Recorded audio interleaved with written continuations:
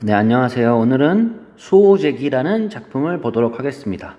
수호제기라는 작품은 정약용이 쓴 작품으로 이 작품에 대해서 이제 시험 범위 마지막 부분이니까 한번 열심히 들어보도록 합시다. 그래서 4단원 문학의 갈래와 구조 중에서 수호제기를 보도록 하겠습니다. 자, 그러면 차례부터 보면 차례는 이제 작가 정약용에 대한 작가 소개가 있고요. 그 다음에 이제 본문 학습을 하고, 그 다음에 내용 정리를 하고, 학습 활동까지 하는 활동을 하도록 하겠습니다.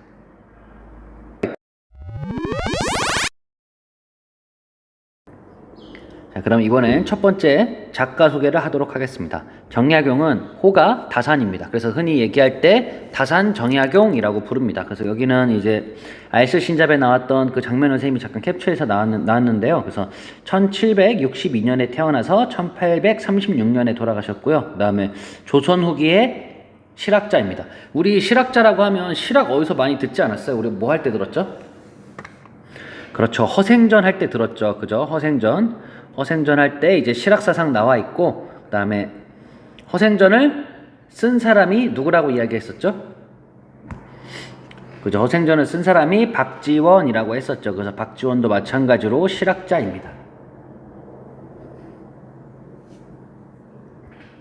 그래서 박지원 같은 경우에는 1737년에 태어나서 1805년이니까 비슷한 시기를 살은 분이라고 볼 수가 있겠죠. 자, 그래서 조선 후기 실학자이고 배다리를 준공하고 수원 화성을 설계한 기술자입니다. 여러분들 한번 시간 되면 수원 화성 한번 가서 봐보세요. 그 다음에 강진 유배 동안 500여 권의 책을 서술했다. 그래서 유배도 굉장히 오래 가 계셨고, 그 다음에 대표적인 저서로는 목민심서라는 저서가 있습니다. 그리고 정약용과 정조는 이제 떼놓고 생각할 수가 없어요. 그래서 같이 나왔고요. 만약에 정약용을 이야기한다면 항상 실학을 집대성한 사람이라고 합니다. 그래서 한국 최대의 실학자이자 개혁가입니다. 한마디로 사상을 요약하자면 개혁, 개방을 통해서 나라를 강하게 만들고 병사들을 강하게 기르는 그런 주장을 한 인물이라고 볼 수가 있겠습니다. 근데 이 정약용을 떠올린다면 아까 얘기한 대로 이 귀양살이를 떠올릴 수가 있어요. 그래서 굉장히 오랫동안 이제 귀양살이를 했던 분이고, 그 다음에 이 귀양살이는 이 정약용한테 깊은 좌절감도 주었지만 반대로는 그걸 통해서 최고의 실학자가 되는 밑거름까지 가게 됩니다. 그래서 귀양살이라는 정치적 탄압까지도 학문을 하라는 하늘의 뜻으로 받아들여서 학문적 업적을 이뤄낸 그런 사람입니다. 그래서 이 사람은 1762년에 경기도 이제 광주에서 태어나게 됩니다. 그래서 정재원의 넷째 아들로 태어나게 되고, 그다음에 이곳이 굉장히 아름다운 곳이었다고 해요. 광주군 마연이라는 곳에 태어났는데, 그래서 어렸을 때부터 엄청나게 똑똑했어요. 그래서 4세에 이미 천자문을 익혔어요. 천자문을 익히고, 그다음에 7세에는 여러분들이 아는 한시를 지었습니다. 그래서 10세 이전에는 자작시를 모아서 삼미집이라는 이제 편찬하기도 했습니다. 그리고 어렸을 때 천연두를 알아서 정약용의 오른쪽 눈썹에 그 자국이 남아서 눈썹이 마치 이렇게 눈썹이 있으면 이렇게 만약 눈썹이 있다고 치면 이게 마치 이렇게 나서 세 개로 나눠져 있다. 그래서 눈썹이 세 개로 나눠져 있다. 그래서 삼미라고 불리기도 했습니다. 그래서 여기 나와 있는 삼미집이라고 이름을 붙인 거죠. 그래서 어렸을 때 스승은 이제 자신의 아버지였습니다. 그리고 10세의 나이에 경사들을 읽기 시작했고 16세 때는 성호 이익 선생님의 유고를 읽기 시작했습니다. 그리고 그가 이제 서울로 출입하기 시작한 거는 이제 15세고요. 15세 때 서울 회현동의 풍산 홍씨 집안에 이제 장가를 들면서부터 시작을 했고요. 그 다음에 22세 때는 초시에 합격을 하고, 그 다음에 성균관에 입학했습니다. 그리고 성균관에 입학했을 당시부터 이 정조의 인정을 받았습니다. 그리고 28세에 마지막 과거 시험인 대과에 합격을 해서 2등으로 합격을 하게 됩니다. 그러니까 지금 말하면 차석이죠. 그래서 예전에 과거 시험은 1차, 2차 이렇게 시험이 있는데 그 마지막 시험에서 이제 합격을 한 거죠. 그리고 나서 정약용은 23세 때 서양의 학문에 이제 탐독을 하게 돼요. 근데 이 학문 때문에 나중에 크게 순탄치 못한 인생을 살게도 됩니다. 그래서 정약용은 20대 초반에는 이 서양 학문에 매혹되었지만 이후 제사를 폐해야 한다는 주장과 부딪혀서 끝내는 이제 서양 학문을 손에서 끊었습니다. 그래서 서양 학문 같은 경우에는 죽은 사람을 위해서 제사를 지내는 게 옳지 않다고 생각을 했어요. 그래서 그거를 폐지해야 된다는 주장에서 결국에는 서학의 손을 끊게 됐는데, 서양 학문과 관련된 천주교 사건이 일어날 때마다 서학을 중시했기 때문에 매번 오해를 받게 됩니다. 그래서 천주교 문제가 터지기 전까지는 완전 탄탄대로였어요. 쭉쭉쭉 올라가는, 그래서 점점 이제 지금으로 말하는 탄탄대로, 그러니까는 출세길이 열린 거죠. 근데 그 후에는 기나긴 유배 생활을 하게 됩니다. 그래서 원래 정조가 살아있을 때는 이제 커다란 환란이 없었어요. 근데 1800년대에 이제 자신의 후견인이자 자신을 가장 믿어줬던 정조가 사망하게 되면서 그 이후부터는 고난이 시작되게 됩니다. 사실 정약용은 관직에 나간 지 2년 만에 유배를 가게 돼요. 하지만 이 정조의 배려로 10일 만에 풀려나게 됩니다. 그리고 나서 정조가 죽고 난 1801년에 여러 가지 일이 일어나면서 주변 인물들이 이제 살해를 당했고 죽음을 당했고, 바로 위에 형인 정약종도 참수를 당하게 됩니다. 그래서 이때 겨우 목숨을 부지한 정약용은 그해 2월에 장기라는 곳으로 유배를 갔다가 그 다음에 강진으로 옮기게 됩니다. 이 강진에서는 굉장히 오랫동안 유배 생활을 하게 돼요. 총 18년 동안 유배 생활을 하게 됩니다. 그래서 대부분 유배 생활을 하게 되면은 너무 가난하고 너무 힘들고, 그 다음에 갈 수 있는 범위가 정해져 있어요. 그래서 굉장히 힘든 생활을 했지만 이 생활 동안에 이제 굉장히 시도 많이 짓고 하게 됩니다. 그래서 유배 생활 처음에는 이제 천주교도라 그래서 배척을 당해서 굉장히 힘들어요. 그래서 모든 사람들이 이제 모르는 척을 해요. 그러다가 시간이 지나면서 점점 이제 생활에 적응하게 됩니다. 그리고 정약용이 유배에서 풀려나서 고향으로 온 거는 그의 나이 57세입니다. 57세 때 고향으로 오게 돼요. 그러면서 자신의 학문을 마무리하면서 실학사상을 이제 집대성하게 됩니다. 그러면서 이때 많은 작품도 편찬을 하게 됩니다. 그래서 이런 정약용이 지은 작품이 이제 수호제기라는 작품입니다. 그래서 정약용의 형제들은 되게 유명해요. 다 형제들 자체가 굉장히 유명합니다. 그래서 나중에 여기서 이제 그래서 보겠지만 큰 형님이라고 하는 정약현이라는 분도 있고, 그 다음에 여기 나와 있는 아까 다른 형제들도 있고, 그래서 이 형제들이 전부 다 굉장히 유명해요. 그래서 그 형제들 중에서 나머지 사람들이 다 유배를 가게 된 그런 상황에서 지은 작품이 수호제기라는 작품입니다. 자, 그러면 이제 작품을 보도록 하겠습니다.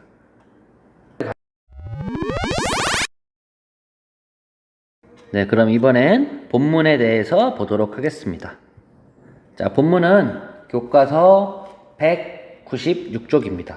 교과서 196쪽에 해당이 됩니다. 그래서 보면은 195쪽이네요. 195쪽에 해당이 됩니다. 본문을 보면 이제 쭉 나와 있는데 그렇게 엄청 길진 않아요. 그래서 한번 보도록 하겠습니다. 자, 첫 번째 줄이라고 돼 있는 부분부터 볼게요. 이제 첫 번째 줄이 아니라 여기는 네 번째 줄이니까 선생님이 네 번째 줄이라고 시작을 할게요. 네 번째 보면은 수호제라고 나와 있고, 그 줄 이제 수호제라는 뜻을 볼게요.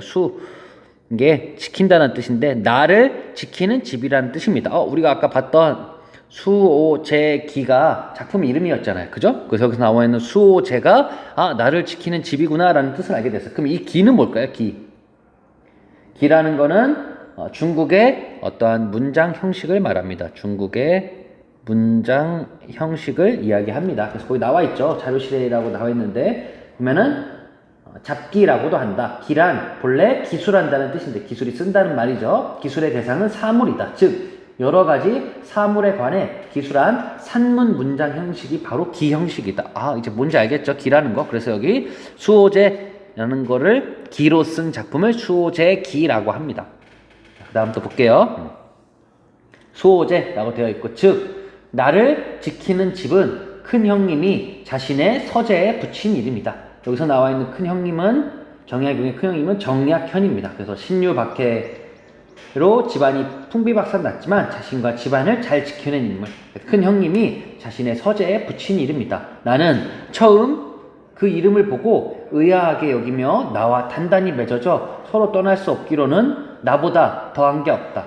비록 지키지 않는다 한들 나가 어디로 갈 것인가, 이상한 이름이다라고 생각했다라고 나와 있죠. 그래서 이 이름이라고 한 게 이 형님이 자신의 서재에 붙인 이름이 수호제라는 이름인데 나는 그걸 보고 의문점이 생겼어요. 의문을 제시하죠. 왜 의문점이 생겼냐면 아니 내가 나하고 가장 잘 맺어져 있는데 아니 나를 비록 지키지 않는다고 해도 내가 어디 갈 건가? 그러니까 내가 나잖아요. 근데 내가 나를 지키지 않는다고 해서 내가 어디로 도망가는 게 아니잖아요. 그죠? 그러면서 생각을 한 거예요. 아 이거 참 이상한 이름이다 라고 이제 이야기를 하고 있죠. 그래서 의문을 제기하는 이유는 이제 독자의 관심을 유도하는 거죠. 어떠한 글을 쓰거나 할 때 물음으로 시작하거나 이렇게 의문점으로 시작하면은 독자의 관심을 유도하게 됩니다. 그래서 여기는 이 수호제기는 기승전결이라는 이제 방식으로 전개가 되는데 기 부분이 여기까지가 기 부분이고요. 그래서 기 부분의 내용을 보면 수호제라는 이름에 대해서 의문을 가집니다. 아니 나를 지키는지 내가 나랑 가장 가까이 있는데 나를 왜 지켜야 돼? 나는 지키지 않아도 내가 여기 있는데 라고 이제 생각을 한 거죠. 그래서 이 부분까지가 기 부분이 됩니다. 그래서 수호제라는 이름에 대해 의문을 가지게 됩니다.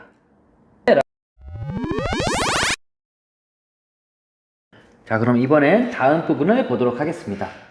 다음 부분을 보면 여덟 번째 줄에 이제 나와 있죠. 그래서 장기로 귀양온 이후 장기라는 건 아까 얘기했던 정약용이 유배 생활했던 거 3월부터 10월까지 했다고 선생님이 아까 얘기했죠. 그래서 장기로 귀양온 이후 나는 홀로 지내며 생각이 깊어졌는데 어느 날 갑자기 이러한 의문점에 대해 환히 깨달을 수 있었다. 나는 벌떡 일어나 다음과 같이 말했다. 지금 처음에 수호제라는 이름에 대해서 의문점을 가졌어요.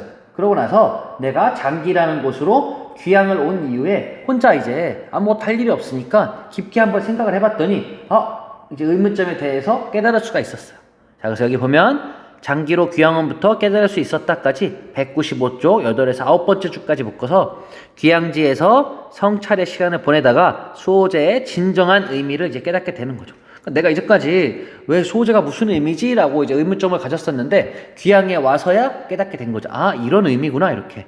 그래서 이러한 의문점이라고 되어 있는 거는 나를 지키는 것의 의미. 왜 나를 지킬까? 나는 나를 지키지 않아도 어디 도망가지 않는데 왜 나를 지킬까? 라고 하면서 그 의문점에 대해서 생각을 하게 된 거죠. 자, 그러면 다음 부분을 보도록 하겠습니다. 자, 그래서 다음 부분은 195쪽 10번째 줄입니다. 천하 만물 중에 지켜야 할 것은 오직 나뿐이다 라고 하면서 여기 주장을 제시하고 있죠. 아까 처음에는 그랬잖아요. 의문을 제기하면서 나는 지킬 필요가 없는데 왜 나를 지킬까? 라고 했는데 여기서는 얘기하는 거죠. 천하 만물 중에 지켜야 할 거는 오직 나밖에 없다 라고 하면서 지금 자신의 주장을 제기하고 있습니다. 그래서 뒤에 내용이 나오죠. 내 밭을 지고 도망갈 사람이 있겠는가? 그러니 밭을 지킬 필요가 없다. 내 집을 지고 달아날 사람이 있겠는가?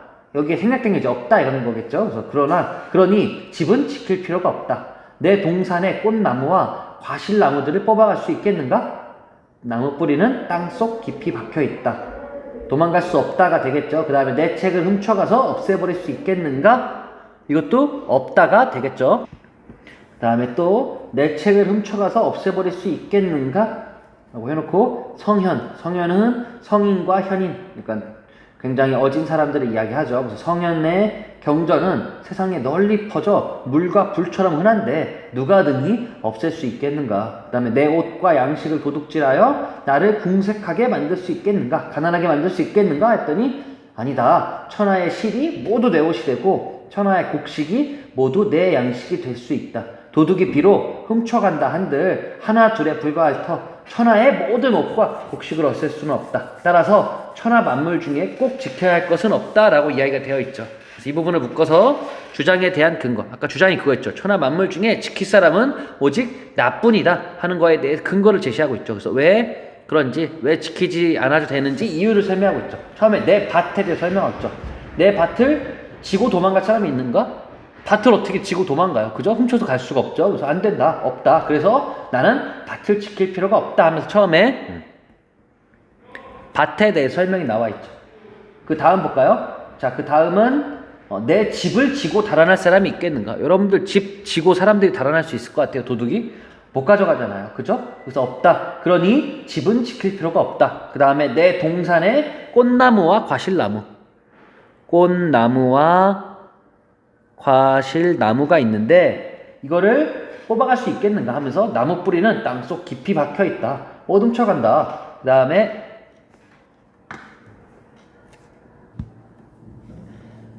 자, 그래서 가져갈 필요가 없다. 그 다음에 나와 있는 게 자신의 책을 가져갈 수 있겠는가 라고 되어 있는데, 이 책은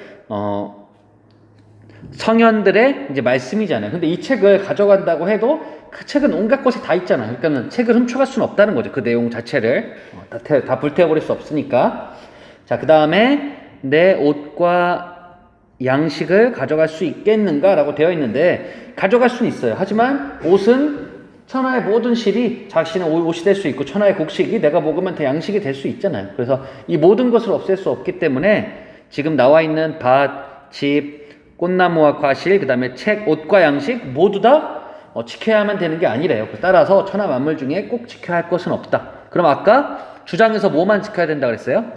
그죠? 오직 나뿐이다라고 이야기했잖아요. 그죠?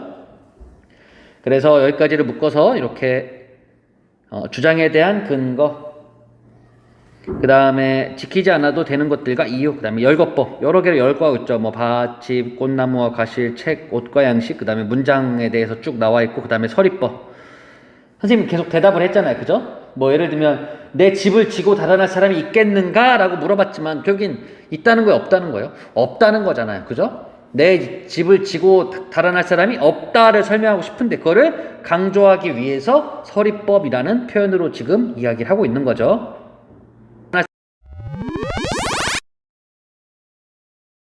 자, 그럼 다음으로 넘어가기 전에 195쪽에 오른쪽에 그 물음표 돼 있죠? 뭐라고 돼 있냐면 이렇게 물음표가 되어 있고, 글쓴이는 왜 수호제라는 이름에 의문을 품었는가? 우리가 글쓴이가 처음에 의문점을 가졌었잖아요. 그죠? 수호제에 대해서. 왜 이렇게 의문을 품었을까요? 저 내용을 정리해보면 이 수호제라는 게 뭐였냐면 수호제는 나를 지키는 집이라고 이야기했었잖아요. 그쵸? 근데 글쓴이는 나라는 존재는 나하고 아주 단단히 맺어져 있어서, 그러니까 내가 나랑 당연히 제일 단단하게 맺어져 있잖아요. 그죠? 그래서 떠날 수 없는 존재이므로 굳이 지키지 않아도 된다고 여겼기 때문이다 라고 정리해 볼 수 있겠죠. 그래서 나중에는 이제 알게 되죠. 그래서 천하 만물 중에 지켜야 할 거는 오직 나밖에 없다 라고 하면서 이제 막 이야기를 하잖아요. 뭐 꽃과 뭐 과실나무 하면서 막 이야기를 하죠. 그래서 그 앞부분에 이제 물음표 돼 있는 부분까지 한번 살펴봤습니다. 자, 그럼 이번엔 교과서 196쪽을 보도록 하겠습니다. 첫 번째 줄에 보면 그러나 라고 되어 있죠. 그러나 유독 이 나라는 것은 그 성품이 달아나기를 잘하며 출입이 무상하다. 무상하다는 얘기는 뭐라고 나와 있죠?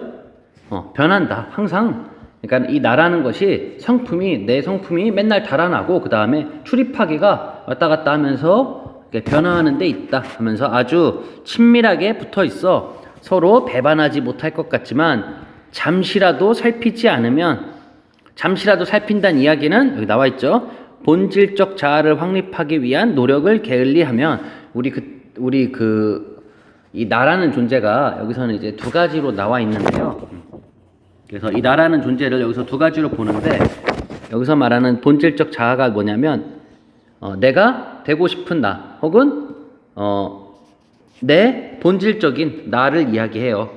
그래서 여기서 말하는 본질적 자아를 확립하기 위한 노력을 게을리하면, 그래서 예를 들면 나라는 사람은 굉장히 착한 사람이에요.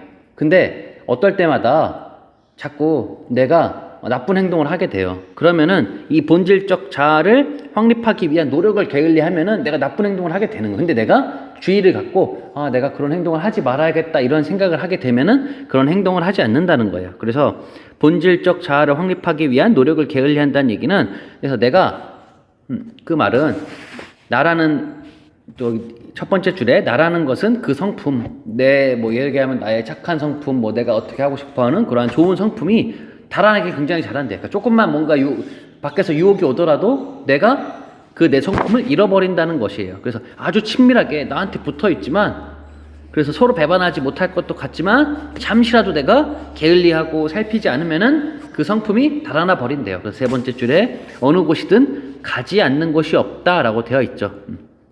그래서 뭐라고 되어 있냐면 그 다음에 이익으로 유혹하면 떠나가고 위험과 재앙으로 겁을 주면 떠나가며 질탕한 음악 소리만 들어도 떠나가고 미인의 예쁜 얼굴과 요염한 자태만 봐도 떠나간다라고 되어 있죠. 그래서 이 인간의 마음은 유혹이나 위협에 굉장히 쉽게 흔들려요. 그래서 여기서는 이제 열거와 예시를 들고 있죠. 그래서 예를 들면 그런 거죠. 선생님이 여러분들이 이제 좀 있으면 시험 기간이잖아요. 시험 기간에 공부를 하고 싶어요. 그래서 막 공부하려고 생각을 해요. 근데 누군가 옆에서 이제 꼬시는 거죠. 친구가 야 우리 게임 한 판만 할래? 이러면은 내 성품을 잃어버리고 그 게임하러 간다는 거예요. 이렇게 쉽게 흔들린다는 거예요. 근데 그게 이렇게도 쉽게 흔들리지만 아니면 주변에서 누가 뭐 예를 들면 뭐 항상 내가 착한 행동만 하는 사람이었어요. 근데 주변에서 누가 돈을 주면서 너 내가 돈 줄 테니까 저기다 몰래 쓰레기 좀 버리고 올래? 이러면은 나도 모르게 그 이익에 유혹돼서 그 행동을 한다는 거예요. 아니면은 뭔가 주변에서 난 항상 올바른 행동만 하고 있는데 예를 들어서 뭐 학교 폭력이 일어나는 장면을 봤어요. 근데 내가 그 장면을 신고하려고 했는데 그 친구들이 와서 너 신고하면 너 괴롭힌다 이러면은 내가 신고를 못 할 수도 있는 거예요. 그런 위험과 재앙을 주면은 내가 떠나가 버려요. 혹은 내가 열심히 뭐 공부하고 싶은데 옆에서 신나는 노래가 들려오면은 그 노래 소리만 들어도 공부하겠다는 생각을 잃어버리는 거예요. 이렇다는 이야기예요. 그래서 이러한 인간의 마음은 유혹이나 위협 같은 데에 쉽게 흔들린다는 거예요. 그래서 여러 가지로 열거했죠. 그죠? 열거하는 거는 여러 가지 이렇게 나열한다는 뜻이에요. 그 다음에 예시를 들어줬죠. 그래서 어떻게 하면은 사람의 마음이 흔들리는지 예시를 잘 들고 있습니다.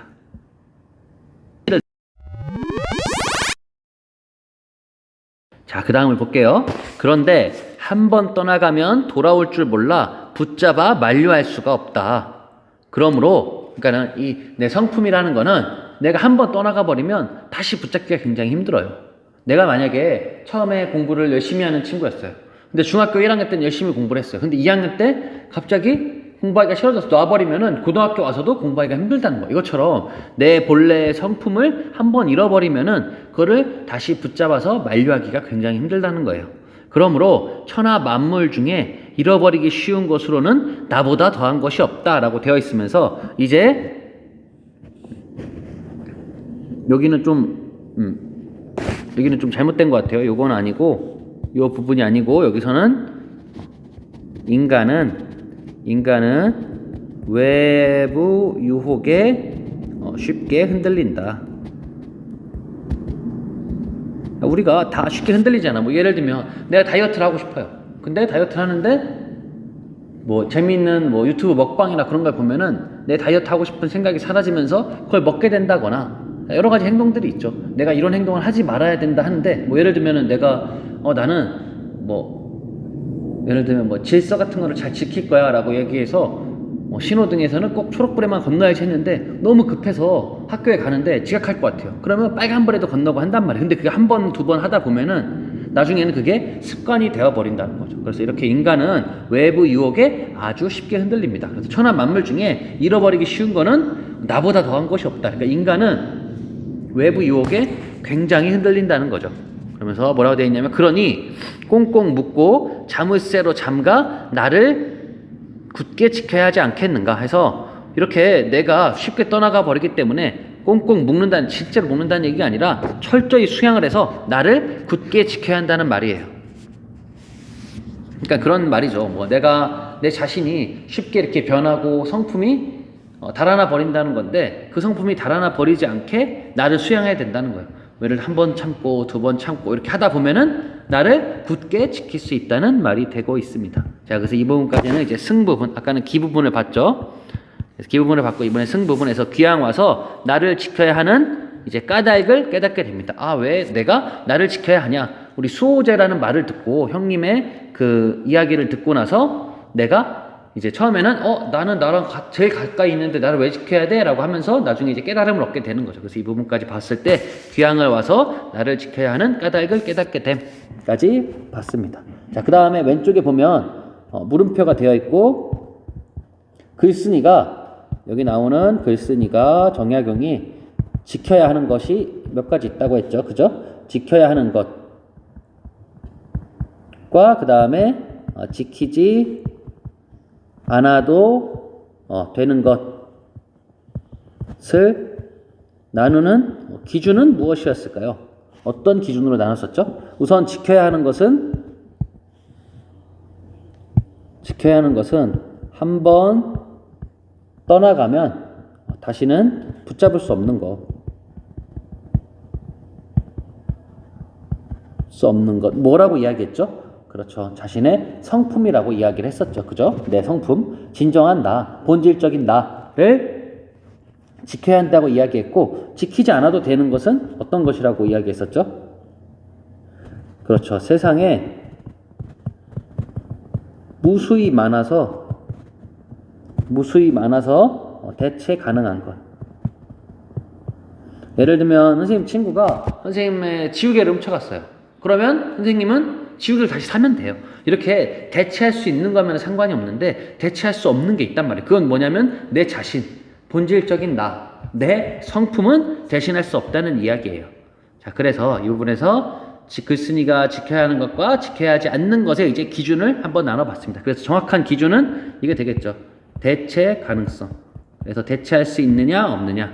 그래서 만약에 대체할 수 있다면은 지키지 않아도 되는 거고, 대체할 수 없으면은 지켜야 한다라고 지금 이야기를 하고 있습니다.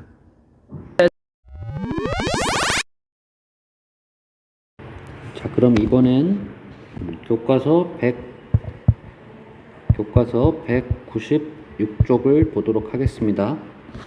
자, 196쪽을 보면 여기부터는 이제 기승 전결 중에 전에 해당되는 부분이거든요. 그래서 보면은 나는 나를 허투루 간수했다가 나를 잃은 사람이다 라고 해서 나가 두 번 나와요. 그래서 여기서 처음에 나오는 이 나는 그 다음에 나를 이라고 이렇게 나와 있죠.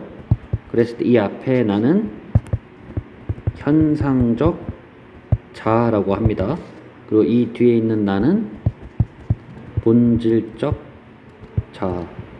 뭔 말인지 모르겠죠. 그래서 여기부터 보면은 이 여기서 말하는 선생님이 말하는 현상적 자아는 현재 자신을 이야기해요. 그리고 뒤에 나와 있는 요 본질적 자아는 내가 되고 싶은, 그리고 내 본래의 자아를 이야기합니다. 그래서 여기서 말하는 이 나라고 하는 것은 나는 나를 허투루 간수했다가 나를 잃은 사람이다. 그래서 지금 현재 나는 귀향을 가 있다고 얘기했잖아요. 그죠? 거기 가서 깨달음을 얻었잖아요. 그래서 귀향 갔을 때 나는 이 본질적인 나를 잃어버린 사람이다 라는 부분이 이렇게 드러나 있습니다. 그래서 이 부분에서는 어떠한 자신의 지금까지 행동에 대한 반성, 그리고 후회도 하고 있고 자책도 하고 있습니다. 그래서 나는 나를 허투루 간수했다가 나를 잃은 사람이다 라고 되어 있고요. 그 다음에 보면 어렸을 때 과거 시험을 좋게 여겨 그 공부에 빠져 있었던 것이 10년이다. 마침내 조정의 벼슬아치가 되어 사모관대에 비단 도포를 입고 백주도로를 미친 듯 바쁘게 돌아다니며 12년을 보냈다 라고 되어 있는데, 이 부분을 볼게요. 그래서 이 시기가 나를 잃어버렸던 시기. 그래서 이 정약용으로서는 입신양명이 뭐냐면 자신의 뜻을 확립하고 이름을 드날린다 라는 뜻이죠. 그러니까 이 사람이, 정약용이라는 사람이 이제 벼슬에 들어가게 된 거죠. 그러면서 벼슬아치가 되고 나서 그 옷들을 표현해주고 있죠. 사모관대의 비단 도포. 여러분들 그 사극에 보면은 나오는 그러한 옷을 입고 백주도로, 그 도로를 바쁘게 이렇게 다녔대요. 12년 동안. 그게 바로 나를 잃어버렸던 시절이라는 거예요. 그러니까 이 당시에는 본질적 자아인 나를 잃어버린 거예요. 정약용이라는 사람이. 그래서 자기가 있던 조정에서의 12년 동안, 이 12년 동안은 자기 자신을 잃어버린 때라고 하면서 설명을 하고 있습니다. 자, 그 다음 부분을 볼게요. 그 다음 부분을 보면 그러다 갑자기 상황이 바뀌어. 이 상황이 바뀌었다는 얘기는 귀향을 갔다고 했죠. 그래서 처음에 뭐 장기로 갔다가 나중에 다른 곳으로 이동하게 되죠. 그래서 그 장기에 가 있는 그 귀향을 가게 되어서 상황이 바뀌어 친척을 버리고 고향을 떠나 한강을 건너고 문경세제를 넘어 아득한 바닷가 대나무 숲이 있는 곳에 이르러서야 멈추게 되었다라고 되어 있고, 이 아득한 바닷가 대나무 숲이 있는 곳이 바로 유배지가 되겠죠. 그래서 흔히 이제 서울을 떠났다는 말을 서울을 떠났다고 이야기 표현 안 하고 한강을 넘어서라고 이렇게 표현을 합니다. 그래서 이 한강이라는 것 자체가 서울, 한양을 상징하는 거기 때문에 이렇게 한강을 건너고 그 다음에 문경세제를 넘어서 아주 멀리 있는 바닷가 대나무 숲이 있는 곳에 가서 비로소 멈추게 되었다라고 되어 있죠. 그래서 여기서 보면은 예전에는 그 귀향을 가게 되면은 그 범죄 정도에 따라서 혹은 임금이 이 사람을 용서해 줄지 안 용서해 줄지에 따라서는 이렇게 만약에 우리나라 지도가 있다고 친다면 여기서 이런 대로 귀향을 보내는 거는 금세 다시 부른다는 뜻이에요. 근데 예를 들어서 제주도로 보낸다 그러면은 거의 절반은 죽으라는 뜻이에요. 왜냐하면 이때는 배를 타고 가는 게 굉장히 힘들었어요. 그래서 지금 같은 뭐 배가 잘 돼 있는 게 아니라 배가 굉장히 부실했고, 그 다음에 그 기상 상황에 따라서 배를 탈 수 있고 못 타고 혹은 배에서 사고가 나고 안 나고가 결정되었기 때문에 이 배를 타고 이 제주도로 간다는 의미는 왕이 너는 다시 보고 싶지 않아 라든가 아니면은 중죄를 지었거나, 그래서 아니면 이 바닷가 정도로 보내는 것 자체도 뭐 어디 여기나 섬으로 보내는 것 자체도 굉장히 잘못을 많이 했을 때 이렇게 보낸다고 되어 있습니다. 자, 그래서 지금 보면은 한참 동안 한 12년 동안 10년 동안 과거 시험에 공부를 하다가 그리고 나서 12년을 이제 조정의 관리로 보냈죠. 그러다 갑자기 상황이 바뀌어서 귀향을 가게 되고 이러한 아득한 바닷가 대나무 숲이 있는 유배지로 와서야 이제 멈추게 되었습니다.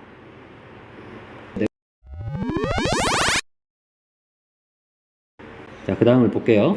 그 다음을 보면은 이제 이때 나도 땀을 흘리고 숨을 몰아쉬며 허둥지둥 내 발 뒤꿈치를 쫓아 함께 이곳에 오게 되었다 라고 이제 나와 있죠. 그러면서 나는 나에게 말했다. 어떻게 내가 나에게 말을 하겠어? 이건 바로 자아성찰의 행동. 내가 지금까지 행동을 잘 하고 있는가? 여러분들 그 예전에 뭐 일기를 쓴다든가 하면은 내가 나한테 쓰잖아요. 뭐 나는 앞으로 그러지 말아야겠다. 누구야? 그러지 말아라. 이렇게 쓰잖아요. 그것처럼 나는 나에게 말했다. 이런 행동은 자아성찰을 하는 행동이 되겠습니다. 그래서 뭐라고 이야기했냐면 너는 무엇 때문에 여기에 왔는가? 여우나 도깨비에게 홀려서 왔는가?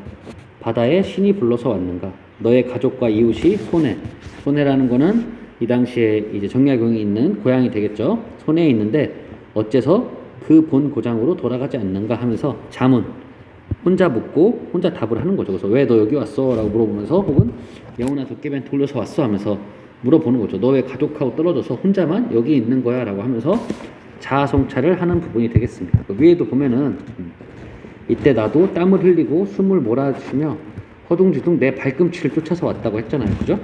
내가 내 발꿈치를 쫓았다는 얘기는 본질적인 나가 있고 그 다음에 현상적인 나가 있는데 쫓아서 왔다는 거죠. 그 다음에 그러나 나는 멍하니 꼼짝도 않고 돌아갈 줄을 몰랐다. 그 안색을 보니 마치 얽매인 게 있어 돌아가려 해도 돌아갈 수 없는 듯 했다. 그래서 나를 붙잡아 함께 머무르게 되었다. 그래서 그러나 여기 나와 있죠. 나는 멍하니 꼼짝도 않고 이제 돌아갈 줄을 몰랐죠. 돌아가야 되는데 그래서 그 안색을 보니까 뭔가에 매여 있는 듯이 돌아갈 수가 없었다. 그래서 함께 여기에 머무르게 됐다는 거죠. 그래서 이 무렵 내 둘째 형님 또한 그 나를 잃고 남해의 섬으로 가셨는데 역시 나를 붙잡아 함께 그곳에 머무르게 되었다라고 되어 있고 자기의 둘째 형님 이야기를 하죠. 둘째 형님은 이제 정약전이라고 하는데 신유박해, 이거는 천주교 박해 사건 때 유배되었다가 이제 흑산도로 가게 되는데 여기에서 이제 대단한 저서를 남기게 되는데 자산어보라는 저서를 남기게 돼요. 근데 이 자산어보가 얼마 전에 보니까 이제 영화 개봉한다고 하더라고요.